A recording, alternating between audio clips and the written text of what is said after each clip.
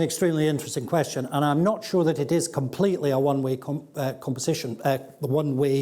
conversation, because I do think there's a sort of what you might call a kind of feedback loop, whereby people in China are very well aware of what Western scholarship there is on Chinese art, and indeed that Western scholarship on Chinese art is getting translated back into Chinese and is being read in China, and is forming opinions which are then read in Europe as this is what the Chinese think. So there's a kind of echo chamber effect at this time, and that's something that needs a lot more work as well. I suppose what I meant was that although there's obviously, at this point, there's scholarship on Chinese art in the West, there are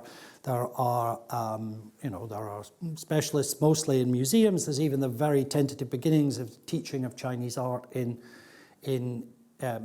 educational institutions.